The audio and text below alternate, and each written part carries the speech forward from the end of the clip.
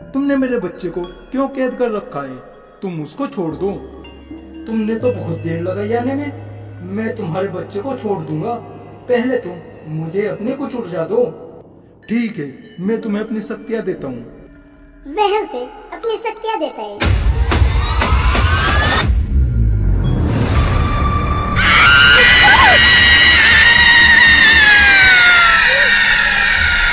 मगर उस राक्षस पर वह बर्दाश्त नहीं होती है और वह वहीं पर। टुनी, अब की बार तो बहुत ज्यादा गर्मी हो रही है। इस गर्मी में कैसे बचा जाए? कालू भैया, तुम ही बताओ कैसे बचा जाए।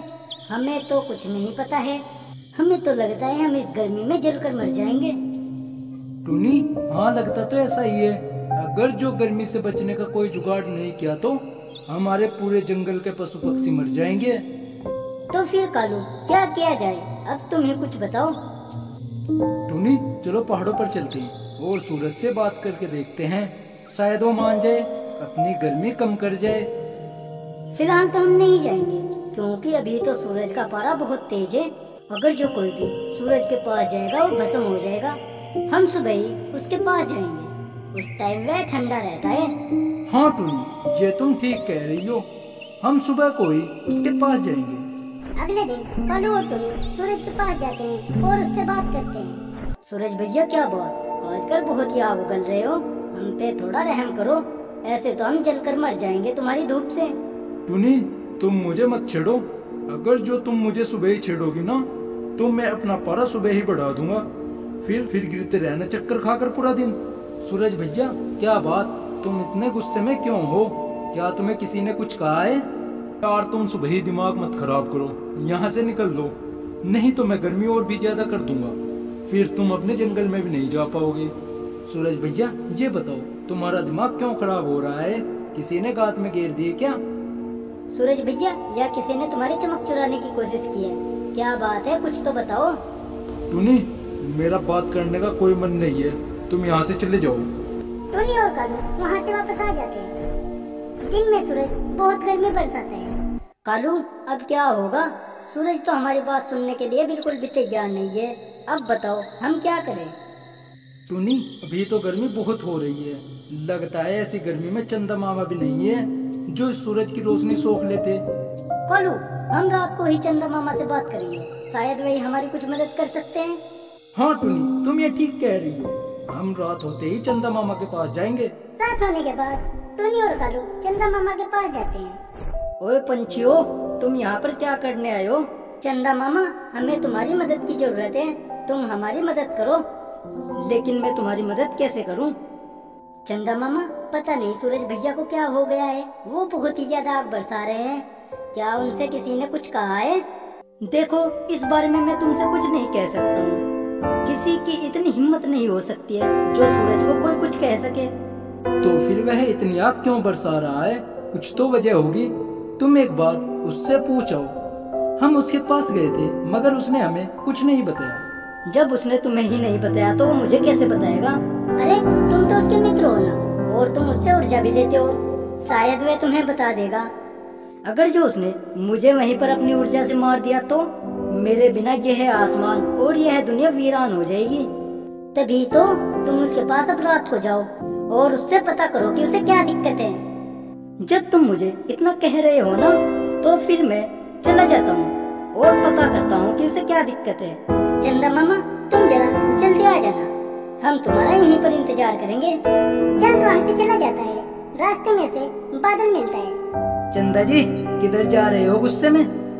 अरे बादल भैया, मैं कहाँ जाता, मैं तो सूरज के पास जा रहा हूँ। उसने बहुत गर्मी बरसा रखी है, जिससे सारे जंगल के पक्षियों को बहुत तकलीफ हो रही है। हाँ चंदा, 2-3 दिनों से मैं भी देख रहा हूँ सूरज कुछ ज्यादा ही गुस्से में है, मगर क्यों है ये नहीं पता।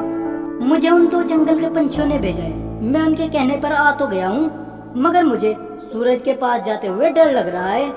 अगर जो उसने मुझे वहीं पर खत्म कर दिया तो फिर? हाँ ये तो बात है, उसकी आग ने मेरे अंदर जितना पानी था ना, उसमें से बहुत सारा पानी सोख लिया है। मुझ में भी अब थोड़ा ही पानी बचा है। एक तुम ही हो जो उसकी गर्मी को बर्दाश्त कर सकते हो। तुम उससे जाकर पता करो क्या बात है।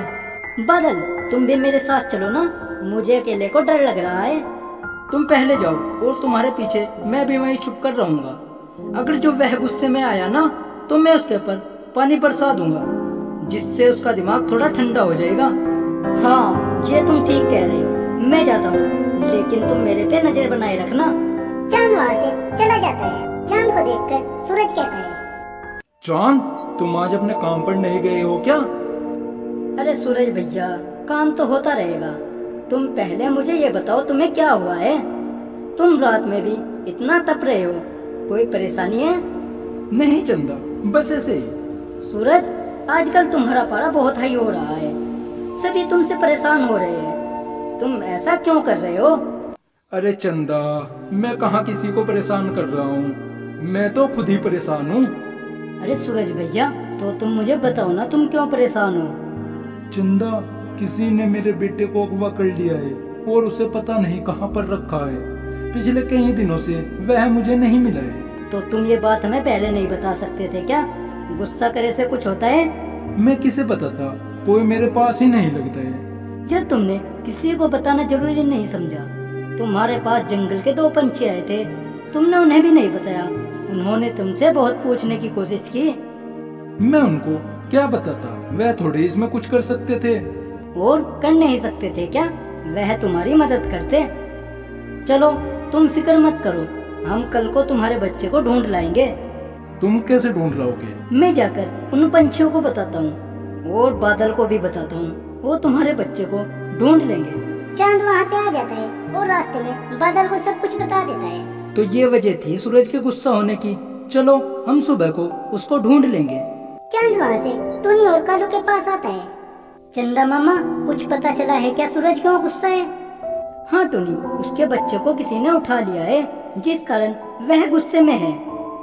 इसी कारण तुम्हारे जंगल में 3-4 दिनों से गर्मी बढ़ रही है। उसको उठाकर कौन ले जा सकता है? टूनी, ये तो पता नहीं, मगर हाँ, उसे जल्दी ही ढूंढना पड़ेगा। अगर जो सूरज का गुस्सा बढ़ गया ना, तो फिर कुछ भी नहीं बचेगा। चंदा मामा, हम उसे कल ही ढूंढने निकल जाएंगे। तुम उसे अंतरिक्ष में ढूंढना और हम उसको धरती पर ढूंढेंगे। वह धरती पर क्या कर रहा होगा? वह यहीं आसमान में ही होगा। अरे तुम उसे यहाँ पर ढूंढ लेना, होगा तो वह अंतरिक्ष में ही, लेकिन फिर भी हम उसे जंगल में ढूंढेंगे। अगले दिन चांद, बादल और सूरज उसे ढूंढते हैं और टूनी, चिड़िया और कालू उसे जंगल में ढूंढने निकल जाते हैं। सूरज, चांद और बादल को सूरज का बच्चा कहीं पर भी नहीं मिलता है। नीचे पृथ्वी पर एक राक्षस ने सूरज के बच्चे को कैद कर रखा होता है, जिसको टूनी और कालू देख लेते हैं। टूनी कालू से कहती है, कालू, इस राक्षस ने सूरज के बच्चे को कैद कर रखा है, हमें चलकर सूरज को बताना चाहिए। टूनी, हमें जल्दी ही जाना चाहिए, ऐसा न हो कि ये राक्षस सूरज के बच्चे को कोई नुकसान पहुंचा दे। वो दोनों सूरज के पास जाते हैं। सूरज जी, तुम्हारे बच्चे को राक्षस ने नीचे पृथ्वी पर कैद कर रखा है, तुम जल्दी चलो। सूरज टूनी से पहले वहाँ पर पहुँच जाता है। टूनी और कालू पीछे ही जंगल में रुक जाते हैं और दूर से ही देखने लग जाते हैं। सूरज राक्षस के सामने होता है। तुमने मेरे बच्चे को क्यों कैद कर रखा है? तुम उसको छोड़ दो। तुमने तो बहुत देर लगाई आने में, मैं तुम्हारे बच्चे को छोड़ दूंगा। पहले तुम मुझे अपनी कुछ ऊर्जा दो। ठीक है, मैं तुम्हें अपनी शक्तियाँ देता हूँ। वह उसे अपनी शक्तियाँ देता है।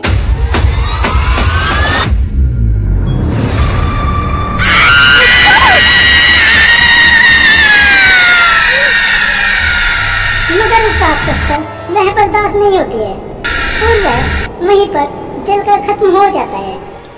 सूरज अपने बेटे को लेकर वापस अंतरिक्ष में चल देता है। उसके बाद जंगल में फिर से ही मौसम हो जाता है। सूरज अपनी गर्मी को घटाकर कम कर देता है। टूनी कालू से कहती है, देखो कालू, कैसे उस राक्षस ने उस सूरज के बच्चे को ही अगवा कर लिया था। हमें पता भी नहीं कि हमारे जंगल में ऐसा राक्षस रहता है। हाँ टूनी, ये तो अच्छा हुआ सूरज ने उसको वहीं पर खत्म कर दिया, नहीं तो वो हमारे जंगल में तबाही मचा देता। और देखो, सूरज ने अपना पारा भी घटा लिया है, अब मौसम बिल्कुल ठीक है। और इस तरह से टूनी और कालू ने अपने जंगल को गर्मी के कहर से बचा लिया।